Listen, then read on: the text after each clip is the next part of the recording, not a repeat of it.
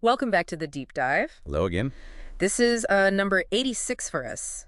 86 deep dives. Wow, quite the journey. It really is. And last time we were making our way through Paradiso, weren't we? Moving from Mars up to Jupiter. Right, and we saw those souls, Yeah. transforming Yeah. from letters into that incredible image, Yeah. the imperial eagle. The symbol of justice. So powerful. Definitely. So today we're zooming in, focusing on the 19th canto of Paradiso. Canto 19, yes.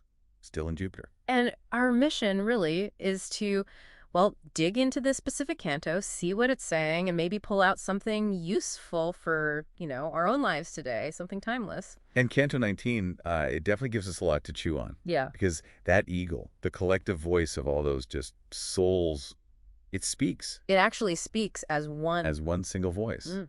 which is amazing, right? All these different souls, one voice, one will. Unity and diversity, really. That image alone, it makes you think about how groups work, or how they could work. Exactly. But it's not just small talk. The eagle gets into some really deep water. Oh, like what?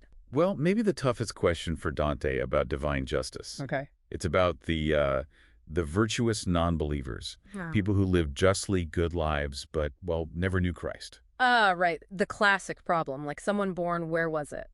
On the banks of the Ganges is Dante's example. Someone totally outside the reach of Christianity at the time.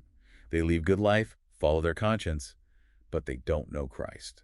So can gods condemn them just for, like, an accident of birth? Geography? That's the heart of the question. Yeah. And it feels incredibly relevant now, doesn't it? Totally. So what does the eagle say? How does it answer that? The eagle's first response is interesting. It basically says divine justice is beyond us. Beyond human understanding. Yeah, inscrutable is the word often used. We can't possibly grasp it fully with our limited minds. And it does state that, yes, salvation requires faith in Christ. Okay, so that sounds pretty definitive, but... Yeah. And this is the critical turn. The eagle immediately pivots. It says many who are shouting, Christ, Christ, professing faith outwardly, they'll actually end up judged more harshly than some who never knew the name. Wow. Okay, so just saying the words, ticking the box, that's not it. Not at all. It completely shifts the focus, doesn't it? From just sort of formal belief to, well, to genuine inner alignment. To actions, to how you actually live. Exactly. Justice, goodness, love, the things faith should lead to. And then, in typical Dante fashion, the eagle gets specific. It names names. Oh, yeah. It calls out contemporary Christian kings and rulers for corruption, for injustice, for hypocrisy. Yeah. Stark contrast to the divine justice the eagle represents. Right, holding power accountable. He does that constantly, that gap between what they say and what they do. Precisely. And that brings the Ganges man question sort of full circle. It's not just theology. It challenges us.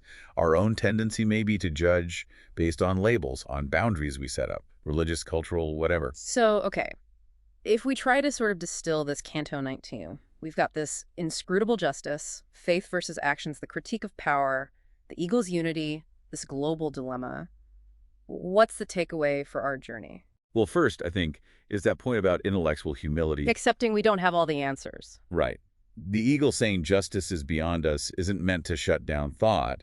Maybe it's meant to free us up a bit. Yeah. Be okay with mystery, with complexity, especially when judging others. I like that. And the Christ point, the actions versus words. That feels fundamental. It's a challenge, isn't it? To look at the substance. Are beliefs just words? Or do they actually shape how we act, how we treat people? Integrity, basically. Which connects right to the critique of the rulers. Power and responsibility. Absolutely. Having authority doesn't excuse bad behavior. It makes it worse. Mm-hmm. Power needs that moral grounding. That applies on, any scale. Leadership demands virtue. And the eagle itself. Many voices, one purpose. Such a beautiful metaphor. It suggests that real strength, real justice, comes from diverse individuals finding a common just cause, not forcing everyone to be the same. It's hopeful, I think, for community. Then finally, back to the person by the Ganges, justice beyond our borders. Yeah, it pushes us, doesn't it, to question our own limits, our own definitions of who's in and who's out.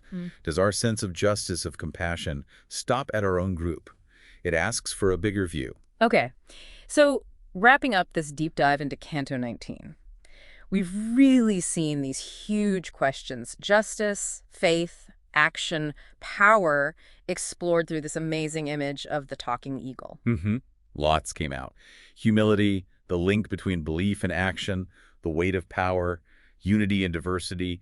and maybe justice being wider than we think. So here's something maybe to carry with you from this. If Paradiso, through the eagle, suggests true faith really shows itself in actions, not just words, how does that idea challenge how we often think about belief, or even judge belief in ourselves and in others in our world right now? A lot to think about there. Definitely.